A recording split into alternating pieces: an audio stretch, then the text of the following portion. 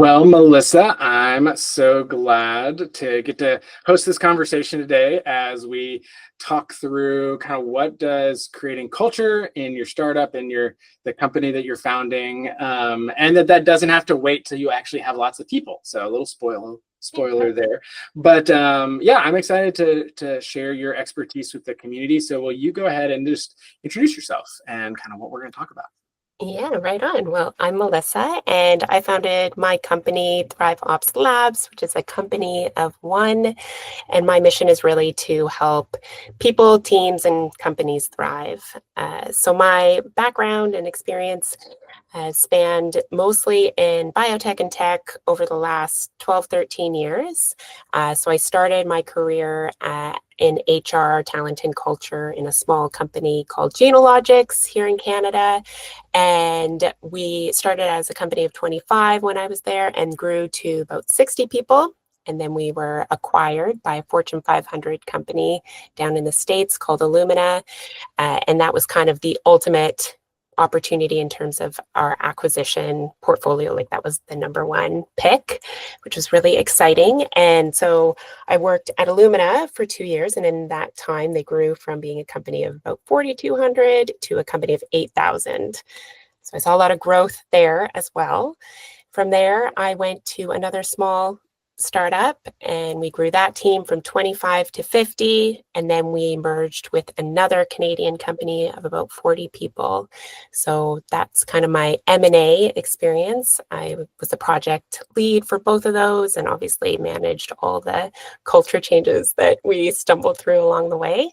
And then in the last few years, I've predominantly just been working with founders, really on the one-to-one basis and with their small teams.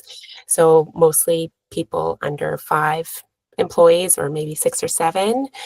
I really like this size, I think, because there is so much impact to be had when you're just working with a founder. It can have a massive impact on the product, the team, and all the things. So that's kind of where my focus has been in the last while. Awesome. Well, I love that. Yeah, I love the different types of experience that you're bringing in to this conversation, but also that it's you've been in those shoes, you've been walking with people in those shoes as founders, and so I'm excited to dive in. So let's jump into the framework and kind of look at what is culture, what does creating culture look like in each of these stages. So let's step into this next stage, though. So we've just been spending time in sustainability, and honestly, a company can stay in sustainability forever. That it doesn't have to go to this next stage, but the next stage is like adoption was transitional from I have an offer to I'm hitting my ideal revenue. Our next stage of scalability is going from okay, I have this sustainably growing business that has a good position at market. So I'm going from a position at market to market dominance, which is what's in saturation. So this is before we're moving from sellable offer to ideal revenue. Now we're moving from position at market to market dominance. So if we thought, adoption was kind of a wild roller coaster up, scalability is that on steroids to a large degree because the company's a little more complex than it was before, and usually the gap is a bit bigger. And so there's a lot of refining, a lot of systems. There's a lot of engagement in the market, maybe new methods, new strategies being tried. So there's a lot of innovating, but then you're also trying to maintain your quality at scale. So it's just a lot of stuff going on in this stage. How should a founder be thinking about like their culture in a stage of rapid and intentional change? It's not just like accidental change happening to you. You're actually trying to drive change. How do they think about that? Yeah, I mean, it's scalability, right? Mm-hmm. So Yeah. this is where I think it feels like you're being pulled in a million directions at once, and all of them are super important, right? Yes. Yeah. And this is where I think I see founders kind of trip up the most because you have a tendency to get pulled into what you love the most or what you think the business needs the most. And you kind of have to have eyes externally and eyes internally at this point, right? Tell me more. Yeah, what does that look like? Yeah, so it means like obviously knowing your customer and the market needs and the market shifts but you also have to be paying attention to your team and your team culture. You need to be communicating what you're seeing in the market. It's really easy, I think, at this time to start like canceling your one-to-ones with your leaders, skipping the team huddle or the team meeting. It's easy to feel like you're so busy at this time that those other things that you've worked so hard to build up until now will sustain themselves on their own. And they will at times, they 100% will. But if you neglect them for too long, it's going to be felt.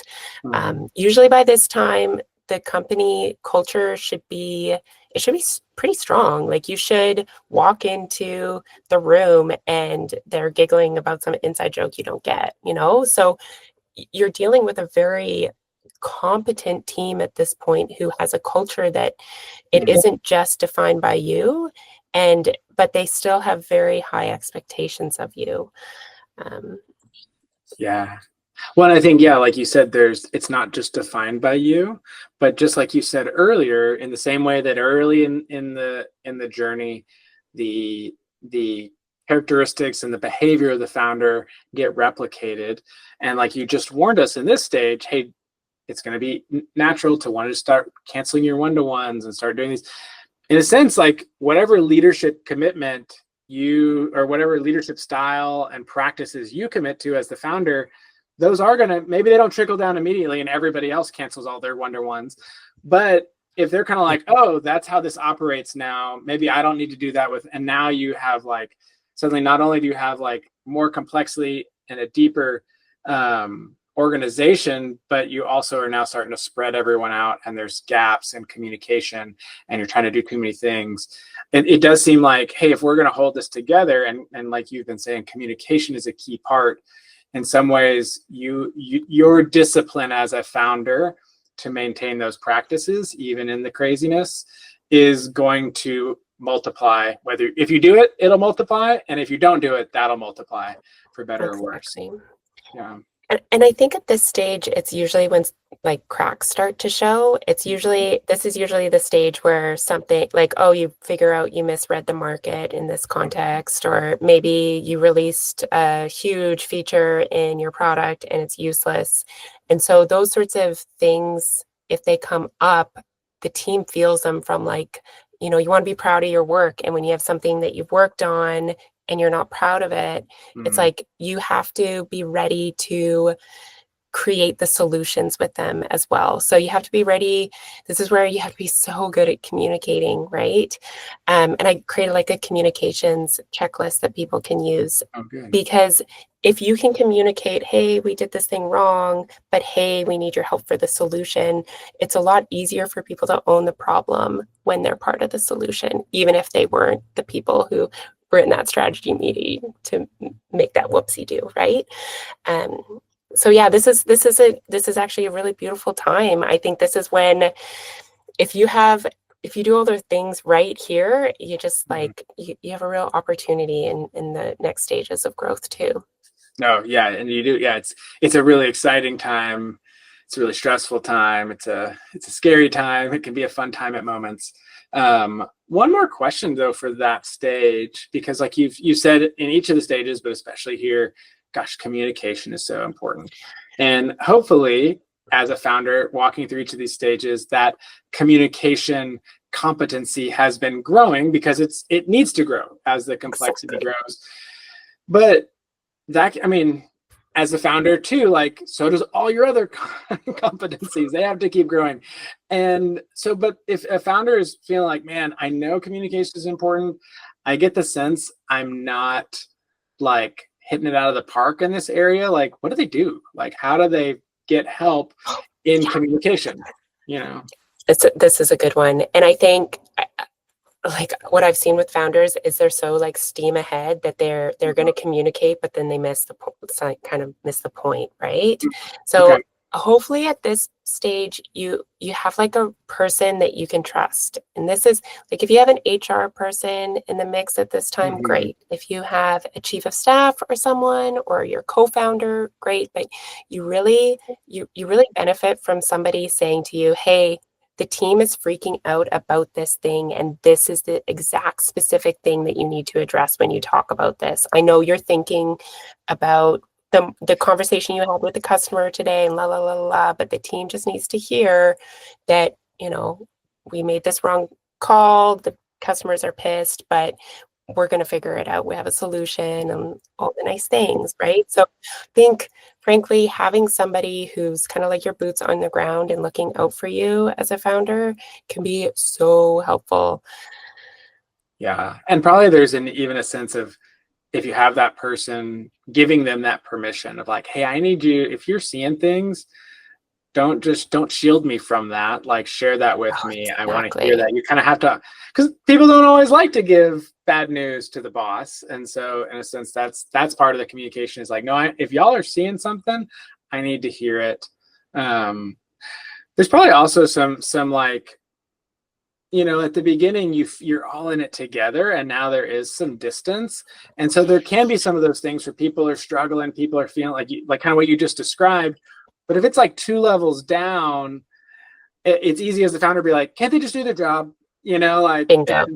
But so why is this a problem? Right. Exactly. Oh, don't they know these are the big problems? Y'all just do your job.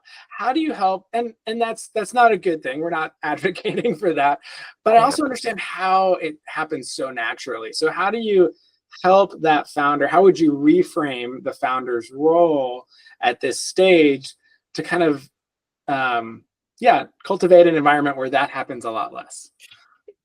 Yeah, that's a good one. Well, I mean, okay, listen, if I was in the conversation with the founder, I would probably say like, well, hey, guess what? The entire team hasn't seen the financials in the last little while. Like your team doesn't have the same visibility into the business as you do. And so you have to think of, if I only knew this much information, how would that make me feel? And yeah, listen, it feels a bit overkill sometimes with the communication. And I think knowing that, and that, you don't want to create a culture where there's like this like people expect so much and are almost entitled. And I think that's sometimes the fear is like, am I going to breed like having to coddle everyone through every tough decision? But it's actually so surprising how just like one line, one sentence, oh, they address the fact that we aren't going to move offices for another 2 years. I don't have to worry about, does my family have to move, or do I have to figure out parking in the new, like people's problems are usually personal in those cases too. And so you don't know why they're freaking out completely about the issue. So you'd be surprised at how, just a simple statement can set people so much at ease. That's some great reframing to help kind of, because again, we forget what we don't know, and it's just human nature. We take our perspective and we go, well, doesn't this make sense to everybody else?